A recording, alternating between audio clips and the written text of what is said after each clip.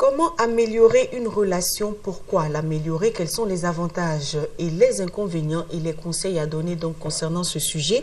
Nous en parlerons avec Madame Rose Diakité. Elle est conseillère conjugale et vous êtes déjà habitué à elle, je l'espère, chers téléspectateurs. Bonjour Madame Diakité. Bonjour. Merci d'être encore sur notre plateau. Toujours un plaisir. Le plaisir est partagé. Bonjour Jeannette. Bonjour Hermine. Ça va? Oui, tu m'as ça manqué, va. tu sais. Moi aussi. Vraiment.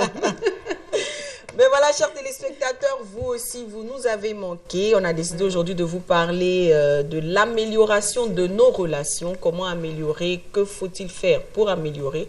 Et c'est bien sûr l'affaire de Jeannette et de Madame Rose qui était sur notre plateau. Voilà, Hermine, beaucoup de personnes croient que pour qu'une relation s'améliore, pour qu'une relation aille bien, il faut tout donner à son conjoint ou à sa conjointe. Quand je dis tout donner, en général, c'est les hommes qui pensent comme ça.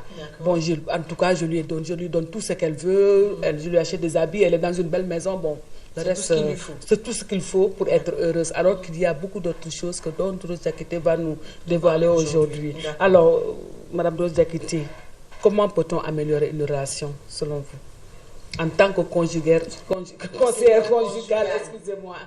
Voilà. Déjà, on va commencer par la première question. Pourquoi est-ce qu'il faut le faire déjà? Bon, bonjour à tous. Et pour songer à améliorer une relation, il faut d'abord être conscient du risque qu'on encourt si on n'améliore pas la relation. Parce qu'une relation, avec le temps, avec le stress, les problèmes, avec la fatigue, il y a tous ces problèmes-là qui tuent petit à petit l'amour, ou bien qui absorbent la vitalité du couple. Donc, il est nécessaire de comprendre que le couple, c'est une entité vivante. Donc, l'autre n'est jamais acquis. L'autre n'est jamais acquis et la relation n'est jamais immuable. Donc, il faut toujours continuer à séduire encore et encore, autant qu'on peut. Comme le dit Jeannette, tout donner. Tout donner, il faut réellement tout donner. Tout ce qu'on peut donner. Mais ça ne s'arrête pas au côté matériel. Il y a plus que ça. Ça ne s'arrête pas non plus au côté sexuel. Il y a encore plus que ça. Et beaucoup de gens ne comprennent pas ces deux éléments qui font que des fois ils se retrouvent dans une situation désobligeante sans même s'en rendre compte. Donc améliorer une relation, d'abord, la première des choses à faire pour améliorer une relation, c'est de cultiver l'intimité. Vous avez parlé de cultiver l'intimité. Comment ça se traduit concrètement? Bon, il faut d'abord savoir ce que ça veut dire l'intimité. Parce que le plus souvent, les gens confondent l'intimité avec le rapprochement sexuel. Le rapprochement sexuel est un pan de l'intimité, mais ce n'est pas l'intimité en elle-même. L'intimité va au-delà de cela. L'intimité est essentielle au couple. Ça solidifie les bases du couple. Ça renforce la complicité au sein du couple. En fait, l'intimité vient par le contact. Il faut se donner du temps. Il faut donner du temps d'être ensemble. Les petits gestes comme de simples massages, des petites confidences, un clin d'œil, des sourires, un petit compliment, même juste une petite tape. Oui, c'est pas mauvais. Voilà. Mais Madame Rose Diakité, ne pensez-vous pas que c'est un peu difficile dans notre société de se rapprocher comme ça tout le temps? Parce que ici, ce sont des petites choses, mais nous vivons dans une société où vraiment le regard des autres est pour toujours posé sur vous. Donc des fois, la femme a parfois honte de tenir le main de son mari dans la rue, ou bien même lui faire un petit massage sur voilà. C'est pas forcément dans la rue. C'est une certaine complicité dans le couple. C'est ça. Même la façon dont ton homme te regarde, tu sais ce qu'il pense. Le sourire qui t'adresse, tu sais à quoi il pense. Un petit clin d'œil, les gens ne verront pas ça forcément. Forcément, ils ne verront pas ça. Bon, en passant, tu lui fais une petite tape dans le dos. Les gens ne le verront pas forcément. C'est des petits trucs qui renforcent les liens dans le couple. Il y a des couples qui ne se touchent que dans le lit. C'est ça, mais c'est ça. Ça, c'est dramatique. Oui, ils ne créent pas forcément. Se toucher, ce n'est pas forcément s'embrasser, se faire des câlins devant tout le monde. Même une petite tape dans le dos, comme ça, de manière désintéressée. J'ai un problème, parce que là, il faut que je parle de ça. Vous voyez, vous dites qu'une petite tape dans le dos et tout comme ça. Nous avons le système de la grande famille. En général, nous avons, beaucoup de filles ont reçu une éducation où on ne doit pas approcher même nos maris, ou bien les maris ne doivent même pas approcher leurs femmes pendant la journée ou bien pendant tout le temps. Non, si je dis ça, parce que j'ai constaté quelques faits et gestes dans certaines familles, Hermine. Le mari ne parle à sa femme que la nuit lorsqu'elle est dans sa chambre, qu'ils sont dans leur chambre. Ou bien seulement lui dire, donne-moi de l'eau à boire, donne-moi ça, fais ça, fais ça. La femme n'ose même pas approcher son mari la journée parce que la belle-mère est assise ici, les belles-sœurs sont là-bas, les femmes des autres frères sont là et on se regarde. C'est le quotidien de certaines femmes. Donc je pense que ce sera très difficile. On doit pouvoir cultiver. Je pense que Madame Rose comprend où je veux parler. Oui, là où je veux parler, je comprends, mais je veux dire que quels que soient les aspects extérieurs, il y a toujours un moment qu'on peut trouver. Parce qu'il y a des choses que ta femme seule peut faire pour toi. Par exemple, dans les grandes familles, c'est vrai, il y a maman, il y a les cousines, les tantes, mais quand tu demandes à manger, c'est qui t'apporte à manger? C'est ta femme. Si tu demandes à boire, qui le fait? C'est elle. Donc, à ce moment-là, vous êtes tous les deux seuls pour faire de simples gestes sans arrière-pensée. Parce que cultiver l'intimité, c'est aller au-delà de la sexualité. C'est ça. C'est très important. Il faut comprendre. Parce que sexualité et intimité, c'est deux choses différentes. Voilà. On peut avoir une intimité sans pour autant avoir des rapports sexuels. Oui, c'est ça. C'est important. Il faut le redire à nos jeunes d'aujourd'hui qui croient que quand ils sortent avec une jeune fille ou bien un jeune garçon, tant qu'ils ne font pas de rapports sexuels, il n'y a pas d'intimité, il n'y a pas d'amour. Alors qu'il y a autre chose, plus que ça. Voilà, la sexualité rentre dans l'intimité, mais ce n'est pas que l'intimité. En fait, le plus souvent, les gens se trompent parce que la sexualité donne un faux sentiment d'intimité. Vous avez l'impression que parce que vous avez des rapprochements sexuels et que vous êtes intime. Alors qu'en réalité, vous n'êtes pas intime. Tu ne sais rien de la personne et elle ne sait rien de toi. Vous ne cherchez même pas à se connaître. Donc le jour où le côté attirance va partir, le couple aussi va partir. D'accord, je veux qu'on revienne un peu sur l'intimité. Parce qu'aujourd'hui, c'est vrai qu'on est dans des relations où on ne se connaît pas forcément véritablement. Aujourd'hui, pour que moi je puisse dire que je connais l'intimité de mon conjoint ou que mon conjoint connaît mon intimité, qu'est-ce qu'il faut qu'il sache, lui? Il faut qu'il sache d'abord que quand vous êtes ensemble tous les deux, pas lui seulement, tous les deux, chacun doit faire tout son possible pour montrer à l'autre combien il est important pour lui. Combien il a besoin de lui, combien il est important dans sa vie. Je ne dis pas combien tu l'aimes, mais combien il est important pour toi. Tu peux aimer quelqu'un qui n'est pas important pour toi. Tu te suffis, tu n'as pas besoin de lui, qu'il soit là ou pas, tu t'en fous. Mais quand il est là, ça va aussi. Donc il faut que chacun œuvre pour montrer que tu es important pour moi. J'ai besoin de toi dans ma vie. Je vais quand même revenir un peu encore sur un sujet. Pour les femmes, par exemple, c'est vrai qu'on dit souvent que quand une femme est trop indépendante, souvent ça crée des problèmes dans son couple. Vous parlez de ne pas avoir besoin de quelqu'un, enfin, montrer à un homme qu'il est important. C'est vrai. Aujourd'hui, une femme qui se suffit financièrement, qui n'a pas besoin il y en a toujours besoin d'un apport financier en plus, c'est vrai. Mais que l'homme soit là ou pas, elle arrive à vivre comme il faut et tout. Comment elle peut arriver à prouver qu'il est... Je sais pas si vous me comprenez. Je vous comprends. En fait, l'intimité n'est pas matérielle. C'est sentimental. D'accord. La présence de l'autre est importante. D'accord. Il faut faire la part des choses. Matériel. Tu peux être président de la République. Tu as besoin d'un homme. Bien sûr. Voilà, quel que soit l'argent que tu as besoin d'un homme. Donc l'intimité, l'autre est important pour ton équilibre psychologique, ton équilibre mental, ta joie de vivre. C'est ça l'importance. D'accord. Ce n'est pas matériel. Ok, d'accord.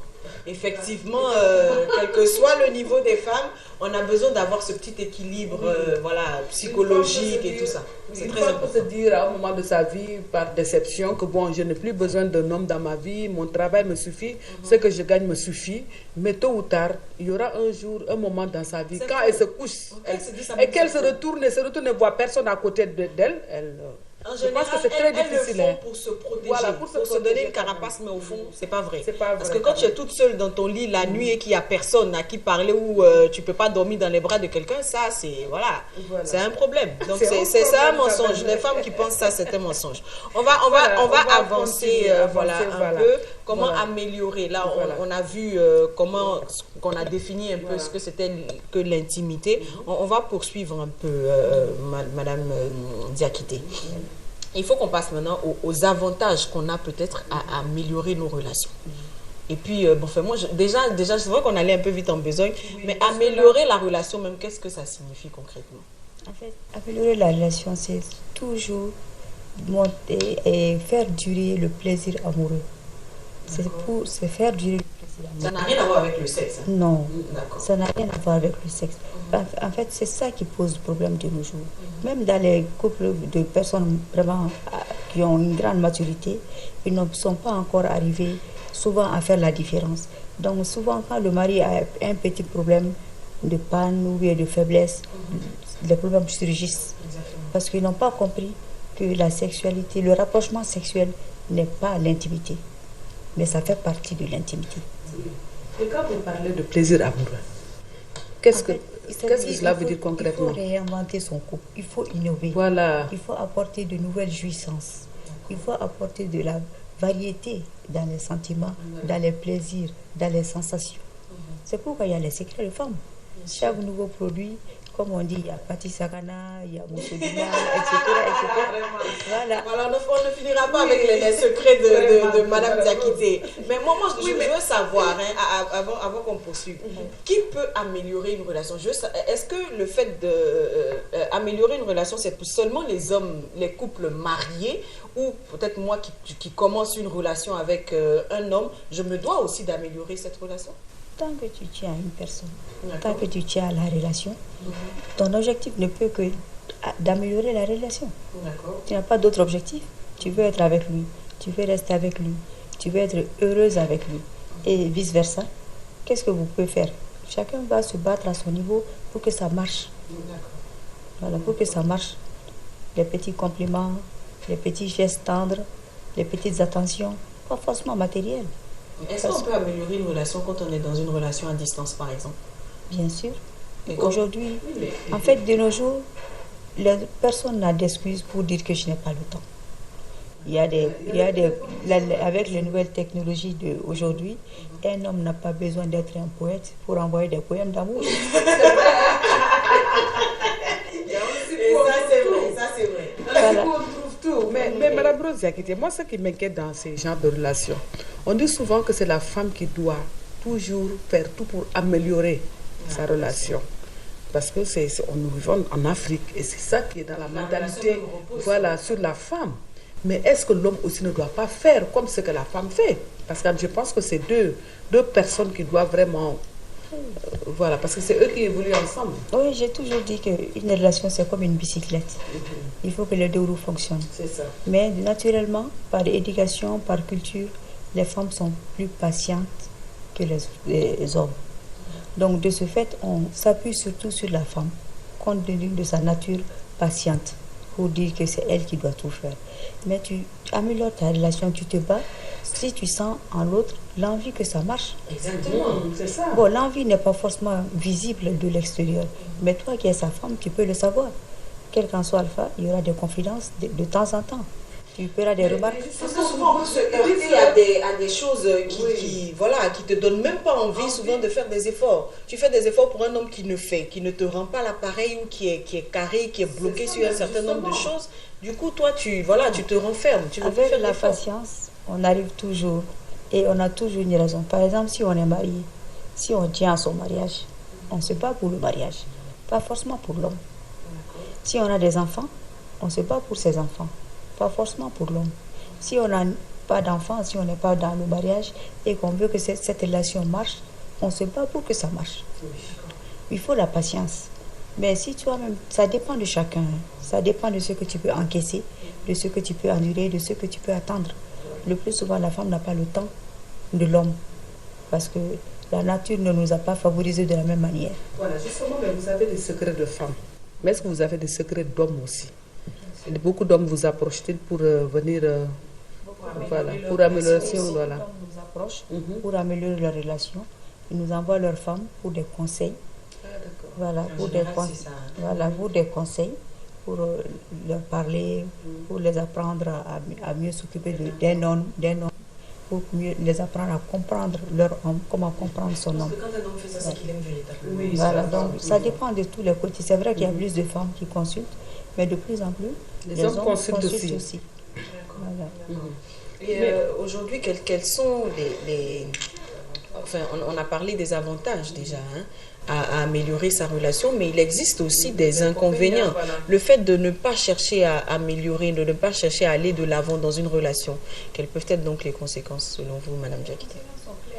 Quand tu n'améliores pas ta relation et que la routine se charge de briser le désir, de briser vraiment l'engouement, vous allez droit à l'échec. Donc ça peut jouer même sur votre harmonie, l'harmonie sexuelle du couple. Alors que ça aussi, c'est la garantie que la relation fonctionne. Donc s'il n'y a plus de désir, il n'y a plus d'harmonie sexuelle. Et s'il n'y a plus ça, c'est grave. Voilà, donc il y a beaucoup de conséquences quand on ne fait pas d'efforts. Les deux doivent faire les efforts. Mais si l'un ne fait pas, l'autre doit l'encourager. La routine aussi tue. Voilà, la routine tue l'amour. Voilà, ça épuise l'énergie, la vitalité de la relation. Il faut toujours innover et réinventer, toujours. D'accord. Et quand vous parlez de réinventer toujours, qu'est-ce que la femme doit faire concrètement? Comment ça se traduit? Vous qui avez les secrets de femmes, vous qui les recevez de temps en temps, qu'est-ce qu'elles vous disent? Voilà, il faut nous dire, parce que je sais que nos téléspectatrices, lorsqu'on reçoit Madame Diakité sur le plateau, elles ne bougent plus. Elles prennent une feuille, un bic et elles sont assises devant la télé, elles notent. Et ça, c'est très important pour nous également qu'elles soient, qu'on leur donne le maximum d'informations. Donc il faut nous dire, Madame Diakité. Et que ce soit valable également pour les hommes, parce qu'il y a de plus en plus d'hommes qui regardent à nous la télé, ça peut surprendre, mais il y a de plus en plus d'hommes qui suivent cette émission. Donc il faut aussi leur parler à eux, c'est important. Oui, si je dis réinventer, c'est par rapport toujours au plaisir. J'ai dit procurer de nouvelles jouissances, varier les plaisirs, et ces choses comme ça. Donc cela ne peut se faire que si la femme prend soin de sa féminité. Sa féminité, voilà, que ce soit sur le plan corporel, visible, et si ce soit sur le plan intime, j'ai parlé des produits intimes. Voilà, on a une variété de plusieurs dizaines de produits. Chaque produit offre une nouvelle sensation. J'aime bien ce mot-là. Voilà, chaque produit offre une nouvelle sensation. C'est ça. C'est la variété de sensations que les hommes adorent. Mais moi, j'envie les hommes, les polygames. Une homme qui a 4 femmes, par exemple, écoute, donc toutes ces femmes vont voir, par exemple, Madame Rose Diakité. Il est complet. Il est complet, vraiment. Il ne faut pas les encourager à la polygamie. On va poursuivre Madame Diakité. Donc la femme doit prendre soin de sa féminité, varier les sensations, les plaisirs et tout. Voilà. Ensuite. Voilà, donc toujours, en fait, tu dois te rappeler quand il t'a épousé, quand il t'a choisi, comment tu étais. C'est ça. On ne peut pas dire que tu dois rester svelte, tu dois rester fine comme à tes 20 ans. Non, mais tu ne dois pas perdre cette coquetterie, cette joie de vivre, cette énergie positive qu'il a attirée vers toi. Donc ces choses sont à entretenir aussi. Donc malgré le temps, malgré les grossesses, malgré le stress, tu dois être toujours une femme pleine de vie. Les hommes aiment les femmes qui sont pleines de vie. Parlons de pleine de vie. J'en ai deux secondes, s'il te plaît. C'est vrai qu'il y a une jeune fille qui m'avait envoyé un sujet, je viens de me rappeler depuis très longtemps. Elle est encore vierge, elle va se marier bientôt. Et elle se dit que si elle rentre dans son foyer, elle a peur de ne pas satisfaire sexuellement son mari parce qu'elle n'a aucune expérience. Donc elle aussi, à son niveau, elle cherche à améliorer déjà sa future relation. Quels seraient donc vos conseils à cette jeune fille qui, je suis sûre, est sûrement en train de regarder cette émission? Bon, si conseil il y a, c'est à son mari qu'on doit donner des conseils. Parce que ça, c'est un cadeau que Dieu lui a fait. De nos jours, rares sont les hommes qui ont la chance de trouver une femme vierge. Donc si lui, il a cette chance, il doit aider la femme à découvrir le plaisir ensemble. Ils doivent voyager ensemble. Ils doivent vivre les choses ensemble. Donc, et puis la fille ne doit pas se préoccuper de si je veux pouvoir satisfaire. Elle doit être sûre qu'elle va satisfaire. Parce qu'il y a beaucoup d'informations maintenant qui passent. Elle peut se renseigner sur Internet, elle peut prendre contact avec des conseillères conjugales, elle peut prendre contact avec des sexologues, Il y a plein de moyens de s'informer. On n'a pas besoin d'aller à l'acte pour vraiment connaître certaines choses. Le B.A.B.A., ça, on peut l'apprendre par soi. Vous êtes d'accord qu'entre la théorie et la pratique, voilà, il y a un fossé. Donc c'est vrai qu'elle peut apprendre ces choses sur Internet, mais après, il faut qu'elle les pratique pour pouvoir... Dans la pratique, il y a un monsieur qui est là pour lui tenir la main. Ok, on espère que monsieur sera assez compréhensif à ce niveau également. D'accord. Voilà, mais est-ce que, par exemple, vous avez parlé tout à l'heure de coquetterie. C'est vrai que les femmes, pour séduire leur mari, doivent être coquettes, changer de changer du jour au fil du temps de leur mariage, pendant le mariage. Ne pas rester la même chose lorsqu'on est avant le mariage. Mais quand même, moi, je pense qu'il y a un autre aspect aussi qui est très important, Madame Rose, c'est l'aspect culinaire aussi. Parce que moi, j'aime bien dire que l'homme, on retient son homme par le ventre, par son ventre et son bas-ventre. Donc, une femme a beau être coquette, une femme a beau être séduisante, dynamique et tout à la maison, si elle n'est pas un cordon bleu, comme on dit, je pense que le mari aussi, il y a cet aspect-là. Bien sûr, voilà. On a dans ce que nous sommes en train de débattre, il y a le volet comment améliorer sa vie sexuelle par la gastronomie. Ah oui, c'est ça, oui. Par la gastronomie. Par la gastronomie, c'est très important. Ça se passe. L'harmonie comme j'ai dit, l'harmonie sexuelle du couple, c'est la garantie que le couple fonctionne. Et dans cet état-là, il faut que la femme puisse donner à son homme des aliments susceptibles de l'aider. C'est ça. Parce que le corps de l'homme est très sensible au stress, à tout ce qui se passe dans son environnement. Donc il faut lui donner des aliments qui peuvent l'aider, pas des produits aphrodisiaques qu'on trouve dans les pharmacies, non, des produits naturels sains qui contiennent des fortifiants qui peuvent aider ton homme à se maintenir, à avoir une bonne forme. Et s'il est déjà très en forme, je te crée des soucis là. Oui, une femme. S'il est déjà très en forme, il n'y a pas de raison. Hein. Si, il faut entretenir parce que chaque jour qui passe, ça veut dire beaucoup. Voilà, chaque jour qui passe, l'être humain perd un peu de sa vitalité. C'est ça. D'accord. Donc chaque chose qui est en nous doit être entretenue. Dieu nous a fait ainsi.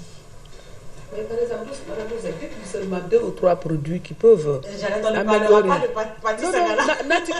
Non, naturel. Elle a parlé tout à l'heure de produits naturels. Tu vas donner 2 ou 3 produits. Des produits disponibles naturellement au marché et tout. Le plus souvent, pour les hommes, c'est les légumes, les fruits et légumes qui sont très bien.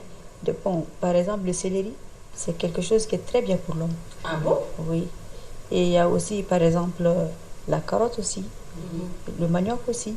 C'est ça. Ça, c'est des trucs. Ah, parce que les lapins mangent beaucoup de carottes. C'est ça même. Donc si un homme commence à manger, des carottes, même la viande de lapin aussi est très bien. Ah là là là là là. C'est pourquoi ce qui m'est Les lapins, dans notre société, il n'y a pas de problème. Ils viendront manger le lapin. J'ai vu au Mali, par exemple, des filles qui vendent le manioc, par exemple. On n'utilise pas dans les sauces et tout. On le mange cru. Donc les filles se promènent avec un bol de manioc et les hommes les appellent. Moi j'ai vu rare de femmes qui appellent ces filles-là.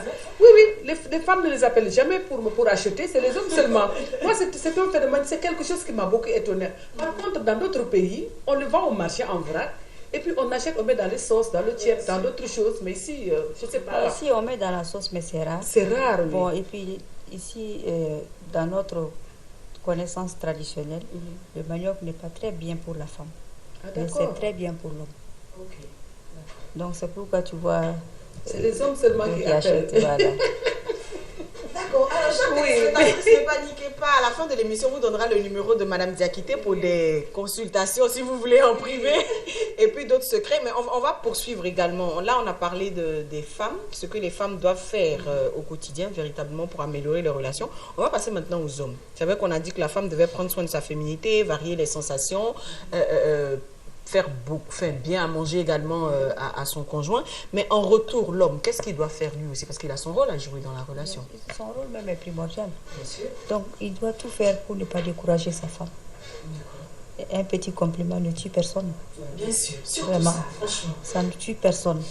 De petites attentions. C'est pour, même si tu n'as pas été à l'école, avec un portable, il y a tellement d'images gentilles.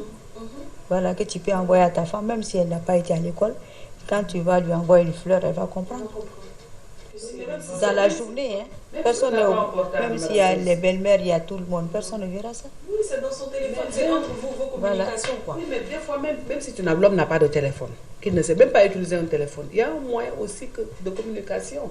Par exemple, ta femme fait une très belle tresse. Il lui dit, mais c'est joli, hein, mais c'est une petite phrase, mais c'est mon plaisir. Des petites attentions, oui. Juste une petite remarque sur sa tenue, même si tu n'es pas très doué dans les compléments. Voilà, tu peux, même de manière détournée, lui faire comprendre. La femme est très maligne, hein. Oui. Elle comprend beaucoup de choses. Donc, même de manière détournée, elle sait que tu parles d'elle. Donc, tout ça, c'est des choses qui l'encouragent à aller dans ce sens-là. Mais est-ce qu'on doit comprendre pour autant qu'un homme qui ne le fait pas n'aime pas son épouse? Non, pas pas du du tout tout. d'améliorer la relation? Non, pas du tout. Parce que nous sommes dans un contexte africain. Donc, on a beaucoup d'influence. Ces choses sont nouvelles dans notre culture, dans notre vie.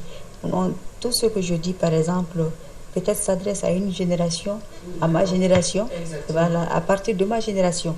Mais tous ceux qui sont un peu plus âgés ne se sentent pas concernés par cela. Voilà. Mais alors qu'ils devraient aussi. Bon, peut-être que pour eux, je ne dirais pas que c'est trop tard, mais ils sont déjà trop avancés pour revenir.